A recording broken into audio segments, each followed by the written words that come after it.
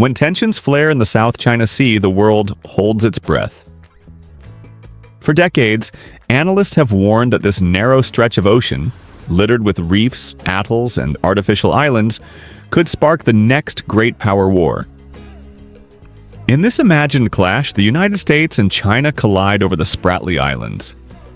At first, it looks like another high-stakes standoff, but soon a secret weapon tips the scales: the Leonidas high-power microwave system. What starts as a $20 million gamble quickly becomes the centerpiece of a multi-trillion-dollar showdown. Setting the stage.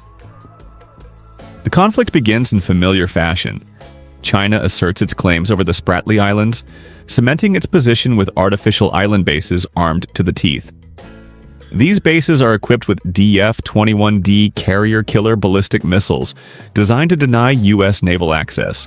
Washington, unwilling to be intimidated, sails in the USS Gerald R. Ford, the world's most expensive aircraft carrier at $13 billion, backed by a strike group of 12 ships. Not to be outdone, Beijing deploys its veteran carrier, the Liaoning, and a pack of Type 055 destroyers, vessels that rival the U.S. Navy's most advanced warships. Soon, the skies bristle with fighters. China's J-15s and stealthy J-20s facing off against U.S. F/A-18 Super Hornets and F-35C Lightning IIs. The opening days are brutal. Dogfights rage above the waves while ships exchange missile barrages. Both sides lose around 10% of their deployed forces, inflicting billions in damages. Yet, this is only the prelude. A war of attrition. As weeks stretch into months, the scale of the conflict explodes.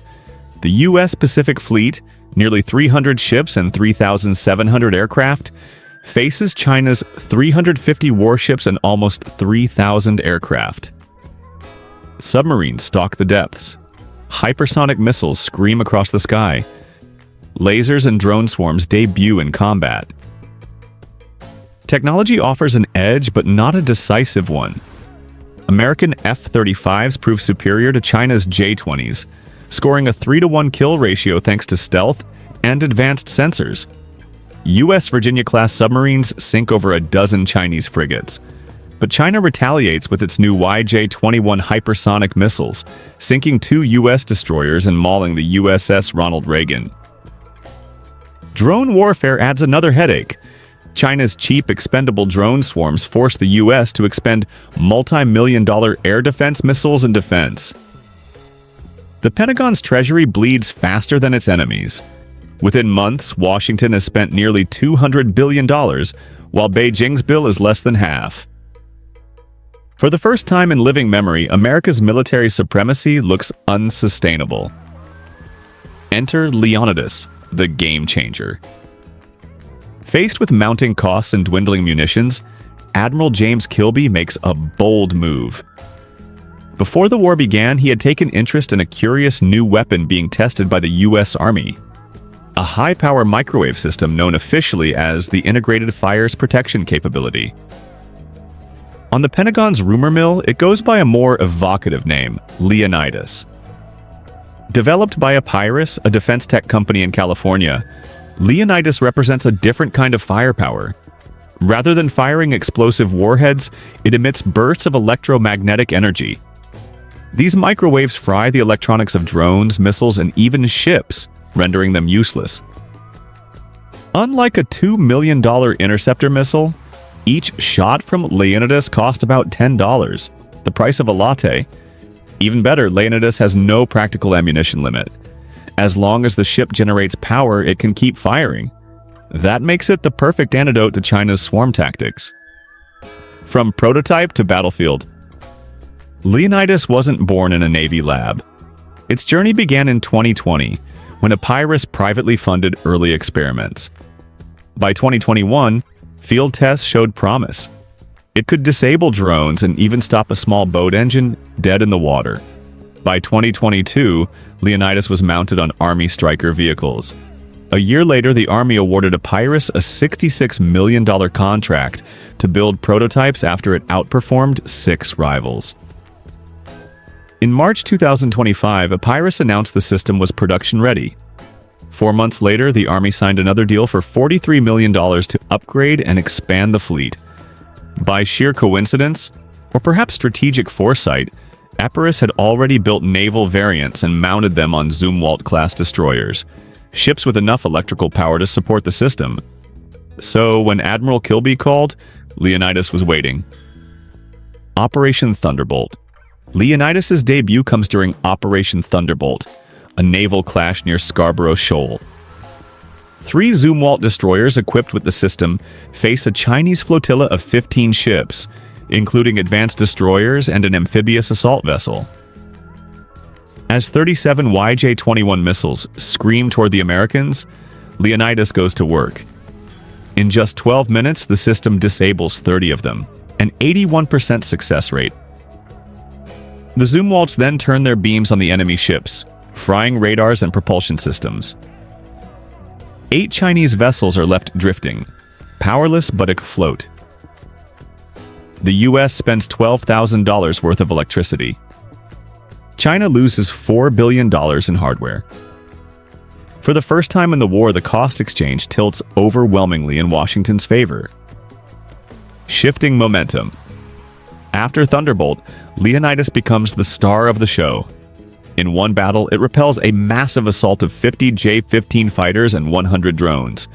The system dazzles 49 aircraft, drops 95 drones, and does it all for under $20,000 in energy. China loses $250 million in assets. Beijing scrambles to counter the new threat, deploying electronic warfare ships to jam US systems. But Leonidas proves resilient, its adaptive waveforms cutting through interference. Hypersonic missiles, once thought unstoppable, are dazzled and deflected before impact. Traditional Aegis systems can track 3 targets per second. Leonidas handles 10. For the first time in the conflict, the US can fight without going bankrupt. Each engagement widens the economic gap, pushing China closer to desperation. The nuclear shadow. With Leonidas neutralizing its most advanced weapons, China faces a grim choice. Its conventional arsenal, missiles, ships, aircraft, can't break through.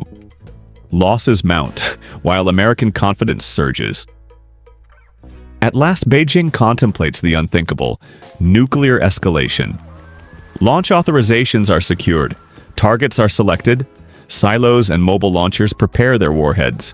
The world stands on the brink of Armageddon. And then, in a moment that could only happen in the age of digital media, China's president reportedly pauses to say, "If you want to end this conflict, subscribe to this channel and give this video a like." Whether dark humor, propaganda, or a plea for peace, the line becomes infamous. For now, nuclear war remains a button away. Why Leonidas matters.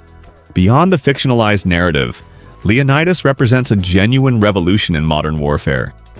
For decades, militaries around the world have pursued directed energy weapons like lasers and microwaves, but most attempts proved too weak, bulky, or unreliable to make a difference. Leonidas, however, changes the game. At just $10 per shot, compared to missiles that cost millions, it offers a radically cheaper form of defense. Its infinite magazine, limited only by a ship's power supply, allows for continuous engagements without fear of running dry. Most importantly, it is a true drone swarm killer, capable of neutralizing massed cheap threats that would otherwise overwhelm traditional defenses. Built with a modular design, it can be scaled or upgraded with relative ease, and as a non-kinetic weapon, it disables electronics rather than relying on destructive explosions, sometimes leaving hardware intact and providing an element of escalation control. If real conflicts unfold anything like this scenario, Leonidas could fundamentally reshape naval doctrine by ensuring ships never run out of defensive firepower, and by tipping the economic balance back in favor of the defender. The future of war. The South China Sea scenario is hypothetical, but the technology is not. Epirus has already delivered prototypes. The Army is integrating them. The Navy is experimenting, and adversaries are surely watching. As drone swarms, hypersonic missiles, and electronic warfare become defining features of modern battlefields, directed energy systems like Leonidas may become indispensable. They don't replace missiles or guns, but they offer something new: affordable, scalable, and persistent defense. Of course, challenges remain. Leonidas is effective within about a mile. Larger systems with more range may require massive power sources, and electronic warfare is a constant cat-and-mouse game. But the genie is out of the bottle. If you enjoyed this deep dive into the future of warfare, hit that like button to support the channel. Don't forget to subscribe for more epic breakdowns of cutting-edge military tech. Drop your thoughts in the comments. Would Leonidas really change the balance of power? And as always, thanks for watching, and stay tuned for more.